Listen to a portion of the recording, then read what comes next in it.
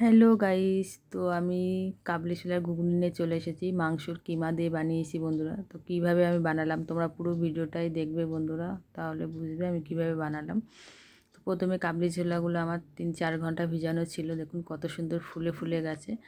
আবার আমি কুকারে দিয়ে সিটি দিয়ে নিয়েছি, আর এদিকে মাংসর কিমাটা নিয়ে নিয়েছি। কারণ 300-400 মাংসর কিমা আছে, এতটা আমার যদিও লাগবে না, কিছুটা আমি উঠিয়ে রাখবো বন্ধুরা, অন্য কোনো রেসিপিতে দিয়ে দেবো। তো পরিষ্কার করে ধুয়ে রাখা আছে। কড়া বসিয়ে দিলাম, কড়ার মধ্যে তেল দিলাম, গোটা জিরে, গোটা গরম মশলা, তেজপাতা ফোড়ন দিলাম।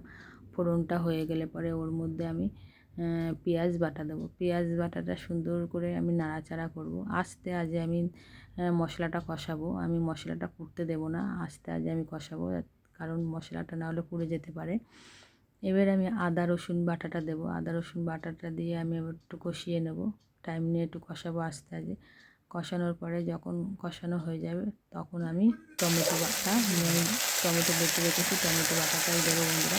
কারেন্ট নেই, সব শিলে বেটেছি বন্ধুরা, আমি সব শিলে বাটা মশলা দিয়ে, কারেন্ট নেই আমার। তো টমেটো বাটাটা দিয়েও আমি মশলাটা কষাবো। শিলে বাটার মশলা খুবই সুন্দর হয় খেতে, তরকারি তোমরা সবাই জানো। এবার সমস্ত গুঁড়ো মশলা দিয়ে দিলাম, লঙ্কার গুঁড়ো, হলুদ, নুন, জিরের গুঁড়ো, ধনের গুঁড়ো দিয়ে আস্তে আজে একটু গরম জল দিয়ে দিয়ে কষাবো। তো আমি বেশিরভাগ গরম জল দেওয়ারই চেষ্টা করি। বেশিরভাগ রান্নাতে আমি ঠান্ডা জল খুবই কম ব্যবহার করি বন্ধুরা, কেন জানি না, এটা আমি মন থেকেই আমি গরম জল দেওয়ার চেষ্টা করি।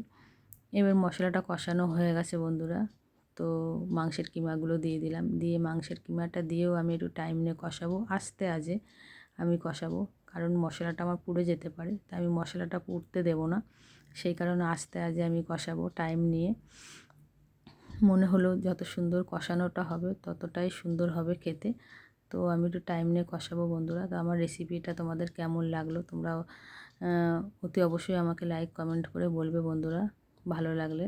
তো তোমাদের কাছে অনুরোধ রইল, তোমরা একটু দেখবে টাইম নিয়ে আমার ভিডিওটা, আর আমার পাশে থাকবে বন্ধুরা।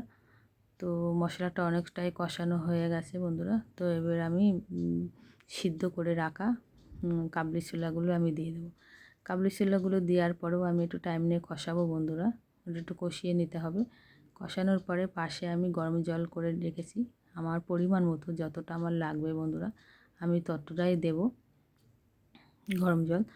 তো আমার সিদ্ধ করে রাখা কাবলি ছোলাগুলো এবার দেবো, দিয়ে গরম জল দেবো, দিয়ে নামানোর একটু আগে আমি ধনেপাতা আর আমার পরিমাণ মতো যতটা পারি আমি মিষ্টি যেমন খাবো তখন ধনেপাতা আর মিষ্টি দেবো। আর আমার তোমরা পারলে তোমরা কাবলি ছোলার যে মশলাটা, চানার মশলাটাও তোমরা দিতে পারো, কিন্তু আমি চানার মশলাটা দিলাম না, আমার ছিল তবু আমি দিলাম না। আমি স্বাদের জন্য সামান্য মিষ্টি দিলাম, আর ধনেপাতা নামানোর একটু আগে আমি ধনেপাতা আর মিষ্টি দিয়ে নামিয়ে দিলাম, কারণ এটা চিকেন বলেই আমি ধনেপাতা দিলাম। মটনের কিমা হলে আমি ধনেপাতাটা দিতাম না বন্ধুরা। তোমাদের কেমন লাগলো তোমরা অতি অবশ্যই আমাকে লাইক কমেন্ট করে বলবে, ভালো লাগলে অতি অবশ্যই আমার পাশে থাকবে বন্ধুরা। আর তোমরা ঘরে এরকমভাবে ট্রাই করবে, অসাধারণ লাগে খেতে এই কাবলি ছোলার ঘুগনিটা, তো দারুণ হয় খেতে। তো আমি মাঝে মাঝেই বানাই মাংসের কিমা দিয়ে, তো আমার দেখানো হয় না বন্ধুরা। তো খুবই সুন্দর লাগে খেতে। তো ভাত, রুটি, পরোটা সব কিছুর সঙ্গেই খাওয়া যায়, খারাপ লাগে না, দারুণ লাগে।